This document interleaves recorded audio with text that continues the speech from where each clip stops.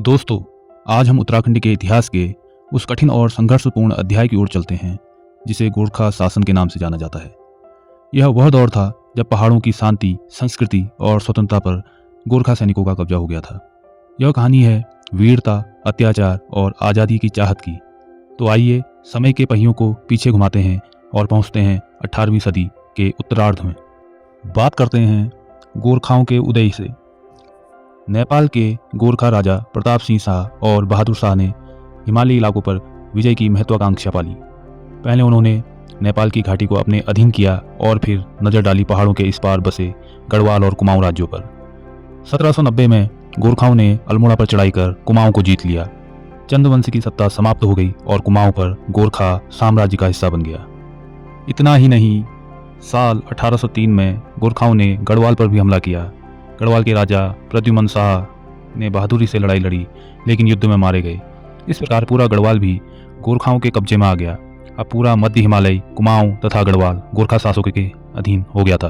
दोस्तों, गोरखा शासन का नाम सुनते ही एक कठोर और अनुशासित सैन्य प्रशासन की तस्वीर सामने आती है। गोरखा सैनिक युद्ध में जितने पराक्रमी थे, शासन में उतने ही कठोर थे। उनका शासन डर और दंड पर आधारित था। इन्होंने कठोर कर व्यवस्था लागू की। किसानों और आम जनता से बेगार यानी जबरन मजदूरी कराई जाती थी। जरा सी गलती पर भारी दंड लिया जाता था। उनके अमीन और सूबेदार गांव-गांव जाकर कर वसूलते और शासन चलाते थे। गोरखा शासन के इन 25 वर्षों में उत्तराखंड की जनता बेहद कष्ट झेल रही थी। खेती बाड़ी चौपट हो गई, व्यापार पर पहरा था और धार्मिक और सामाजिक जीवन पर भी दबाव पड़ा। इतिहासकारों ने लिखा है कि गोरखा सैनिकों के अत्याचारों से लोग पलायन करने लगे थे। पहाड़ की संस्कृति और स्वतंत्र जीवन को जैसे जकड़ दिया गया हो। इसीलिए यहाँ के जनता ने इनके शासन को गोरख्याली शासन के नाम से भी संबोधित किया था, यानी कि क्रूरता और अत्याचार का शासन। अंग्रेज गोरखा टकराव। लेकिन कहते हैं ना, हर अत्याचार एक प्रतिकार को जन्म देता है। गोरखाओं की बढ़ती शक्ति ने अंग्रेजों को भी चिंतित कर दिया। नेपाल और अंग्रेज की भिड़ंत, जिसे हम अंग्रेजी नेपाल युद्ध यानी कि 1814 से जो 1816 तक हुआ था, गोरखा युद्ध कहते हैं। 2 साल तक यह संघर्ष चला। एक ओर अनुशासित गोरखा सेना थी तो दूसरी ओर अंग्रेजों की विशाल ताकत। आखिरकार गोरखा हार गए। अंततः सुगौली की संधि और गोरखा शासन का अंत हुआ। युद्ध के बाद 1816 में सुगौली की संधि हुई। इस संधि के अनुसार गढ़वाल और कुमाऊं अंग्रेजों को सौंप दिए गए।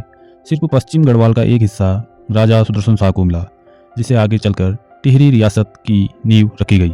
इस तरह उत्तराखंड से गोरखा शासन का अंत हुआ और अंग्रेजी शासन की नींव पड़ी। तो दोस्तों, बात करते हैं गोरखा शासन के महत्व की। भले ही गोरखा शासन जनता के लिए दुख और कष्ट लेकर आया, लेकिन यह कालखंड कई मायनों में महत्वपूर्ण रहा। इसने उत्तराखंड की जनता को बाहरी शासन का अनुभव कराया। लोगों में एकता और आज़ादी की चाह जागी, और सबसे बड़ी बात, गोरखाओं की वीरता ने अंग्रेजों को भी प्रभावित किया।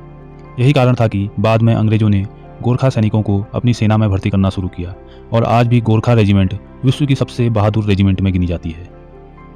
तो दोस्तों, उत्तराखंड में गोरखा शासन का यह काल 25 वर्षों तक चला, 1790 से 1815 तक। यह समय कठिनाइयों से भरा था, लेकिन यही कठिनाइयाँ आने वाले बदलाव की नींव बनी।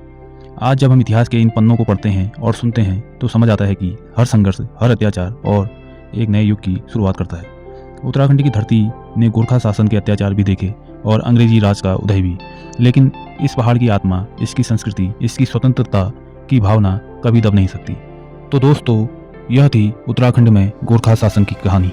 अगर आपको उत्तराखंड के अतीत के पन्नों का यह इतिहास पसंद आया तो आप मेरे YouTube चैनल को सब्सक्राइब जरूर करें। साथ ही साथ अपने दोस्तों को शेयर कीजिए तथा लाइक और कमेंट भी कीजिए।